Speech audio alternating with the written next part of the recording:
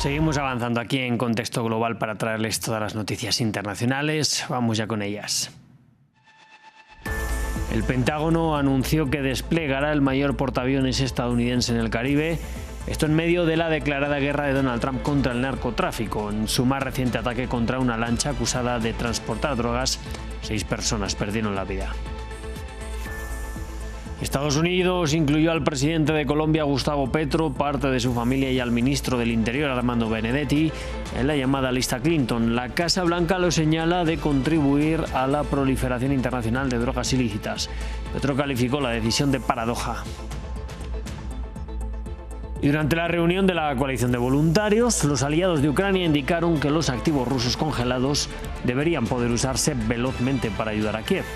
El presidente Volodymyr Zelensky urgió a sus socios a ampliar las sanciones rusas y pidió una vez más misiles de largo alcance.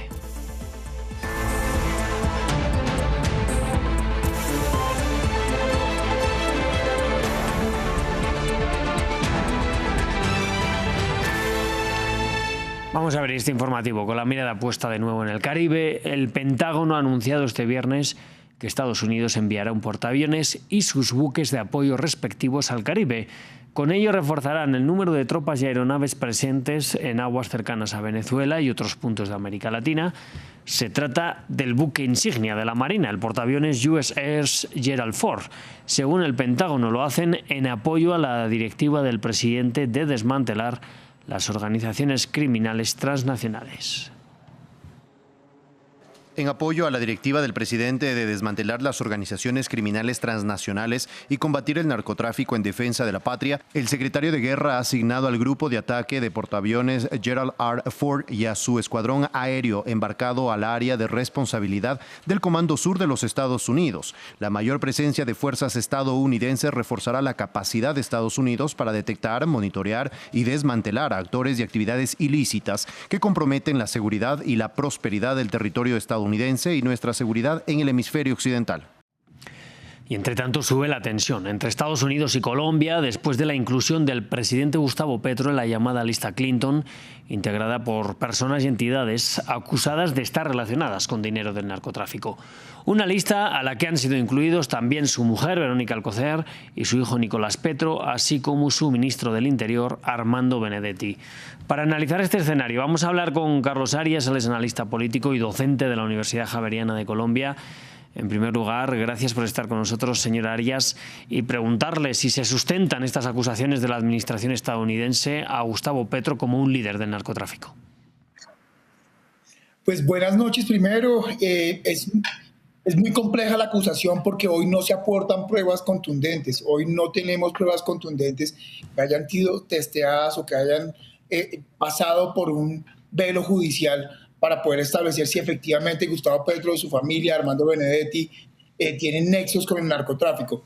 Hay varias investigaciones que están cursando en este momento en las instituciones colombianas alrededor de los recursos ingresados a la campaña política presidencial de Gustavo Petro, y en el caso de Armando Benedetti, de algunos de los chats y conversaciones telefónicas que en su momento tuvo con la secretaria privada, directora del DAPRE, directora de Planación del Departamento de Prosperidad Social, posteriormente canciller y hoy embajadora en Reino Unido, sobre posibles entradas de recursos de carteles del narcotráfico o de bandas delincuenciales que hubiesen aportado fuertemente a la campaña. Pero hoy, respondiendo puntualmente a su pregunta, no hay una prueba judicial completamente comprobada para poder establecer si Gustavo Petro es un narcotraficante o no. ¿Qué tipo de consecuencias podría acarrear esta sanción sobre Petro y su círculo cercano? Hay dos tipos de consecuencias. La primera consecuencia es una consecuencia económica que tiene que ver con el bloqueo de las cuentas de Gustavo Petro, sus familiares, su esposa, su hijo y de Armando Benedetti y sus familiares más cercanos.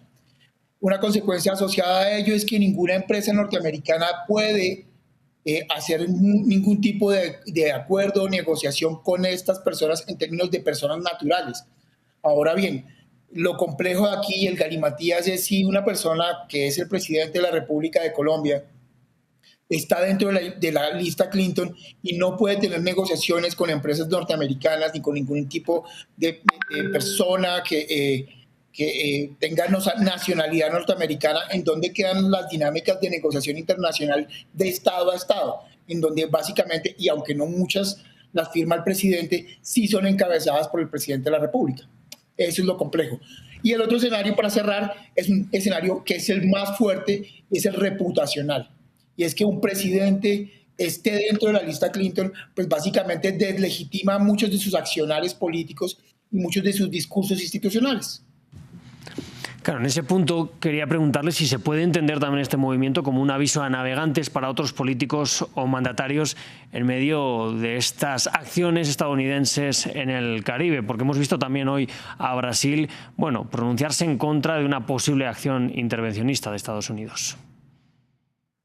Mire, lo grave de esta situación es que siento que así como Gustavo Petro ha intentado, por lo menos en el escenario nacional, y seguramente Lula también en Brasil, ha buscado tender cortinas de humo para tapar su pésima gestión o su irregular gestión en algunos temas y muy mala en otros. Creo que en esa misma circunstancia, en un paralelo 50 Donald Trump, en donde tiene varias marchas en su país que señalan que la salud está mal, que la economía está mal. Y creo que lo que hace Donald Trump es, tapar de alguna forma, generar una cortina de humo, un escenario que básicamente no le interesa mucho al pueblo norteamericano porque no le incide directamente su economía, pero sí al pueblo colombiano, pero que entre comillas también le da una cortina de humo política y reputacional en donde se presenta a él como un garante de la libertad, un garante de la lucha contra las drogas y un garante, entre comillas, de la democracia en gobiernos como el de Gustavo Petro, que pues tiene varios escándalos y que todas las semanas, en términos de corrupción, en términos de la paz total, en términos del aumento de hectáreas de cocaína sembradas, que no necesariamente está colegiado directamente y tiene una relación directa con que Gustavo Petro sea narcotraficante, pero que claramente evidencia que la política de paz total y la política antidrogas de del gobierno de Gustavo Petro ha fracasado, lo reviste a él de ese halo de cortina de humo. Entonces creo que para cerrar, creo que lo que está buscando Donald Trump es lo mismo que busca Gustavo Petro al cazar peleas internacionales que no puede dar y que básicamente ponen en riesgo la economía de un país del tercer mundo como es Colombia. Bueno, pues Carlos Arias, gracias por estar esta noche con nosotros. Con mucho gusto. Nosotros vamos a continuar en Londres porque los líderes de la Unión Europea y de la coalición de los voluntarios acordaron satisfacer las necesidades financieras urgentes de Ucrania durante los próximos 2 años, pero aún no llegan a respaldar un plan para utilizar activos rusos congelados para financiar a Kiev. Europa se sumó a Estados Unidos en la imposición de sanciones que buscan presionar a Vladimir Putin para que vuelva a negociar una paz en Ucrania. Nos lo cuenta Jesús Yajure. Downing Street, primera parada de una intensa jornada para el presidente de Ucrania en Londres. Volodymyr Zelensky y el primer ministro Keir Starmer en una reunión bilateral como antesala a la cita de la llamada Coalición de los Voluntarios, que reunió a los aliados europeos de Kiev que trabajan en un plan de alto al fuego para la guerra en Ucrania. Zelensky acusó a Vladimir Putin de prolongar la guerra y de arremeter contra infraestructura energética antes del invierno. Pidió de nuevo armas de largo alcance como un factor que empuje a Moscú de vuelta a las negociaciones. En cuanto Putin sintió la presión y la posibilidad de que aparecieran misiles Tomahawk en Ucrania, declaró inmediatamente su disposición a reanudar las conversaciones. Pero cuando desapareció la presión, abandonó la diplomacia. Es obvio qué hacer. Necesitamos mayor capacidad de ataque de largo alcance.